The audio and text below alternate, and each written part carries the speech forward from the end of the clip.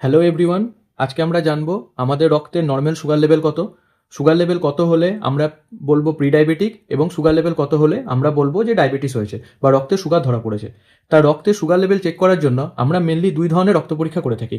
একটা হচ্ছে এফবিএস, যেটাকে আমরা বলি ফাস্টিং ব্লাড সুগার। এটা সবসময় খালি পেটে করতে হয় বা খাবার আগে করতে হয়। এই ফাস্টিং ব্লাড সুগারের নর্মাল ভ্যালু হচ্ছে 70 থেকে 100 mg/dl। এটা হচ্ছে নর্মাল ভ্যালু।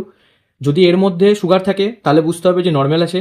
প্রি ডায়াবেটিক আমরা তখন বলবো যখন এই ফাস্টিং ব্লাড সুগারের ভ্যালু হবে 101 থেকে 125-এর মধ্যে, এত mg/dl।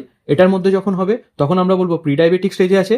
এবং যখন সুগার লেভেল 126 বা 126-এর বেশি হবে তখন আমরা বলবো যে ডায়াবেটিস হয়েছে বা সুগার ধরা পড়েছে। এবার আমরা দ্বিতীয় যে টেস্টটা করে থাকি সেটাকে বলে পিপিবিএস বা পোস্টপ্যান্ডিয়াল ব্লাড সুগার। এটা সবসময় খাবার 2 ঘন্টা পর করতে হয়।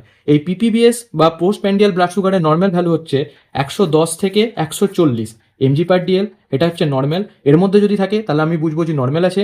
যদি এর পিপিবিএস এর ভ্যালু থাকে 141 থেকে 199-এর মধ্যে, তখন আমরা বুঝবো যে প্রি ডায়াবেটিক স্টেজে আছে। এবং যখন পিপিবিএস এর ভ্যালু হবে 200 বা তার বেশি, তখন আমরা বুঝবো যে সুগার হয়েছে। এবং আরেকটা আমরা ব্লাড পরীক্ষা করে থাকি যেটাকে আমরা বলি আরবিএস বা র্যান্ডম ব্লাড সুগার। এটা যে কোনো সময় করা যায়। এটা আঙুলের ঠিক এইখানে ফুটিয়ে একটা সিবিজি স্ট্রিপের মাধ্যমে বা সিবিজি একটা মেশিন পাওয়া যায়, সেই মেশিনের মাধ্যমে এটা যখন তখন করা যায়। এবং এই যদি আরবিএস এর সময়, আরবিএস এর নর্মাল ভ্যালু হচ্ছে 70 থেকে 140, এটা নর্মাল। আরবিএস এ ভ্যালু যদি আমার 141 থেকে 199-এর মধ্যে হয় তাহলে আমি বুঝবো যে প্রি ডায়াবেটিক স্টেজে আছে। এবং এই আরবিএস এর ভ্যালু যদি 200 বা তার বেশি হয় তাহলে আমি বুঝবো যে সুগার ধরা পড়েছে।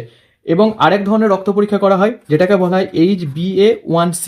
এই পরীক্ষাটা প্রত্যেক 3 মাস পর পর করতে হয়। এখন এই পরীক্ষাতে কিভাবে কি করতে হয় না করতে হয় এই ডিটেলস আমি পরের ভিডিওতে জানাবো। Thank you.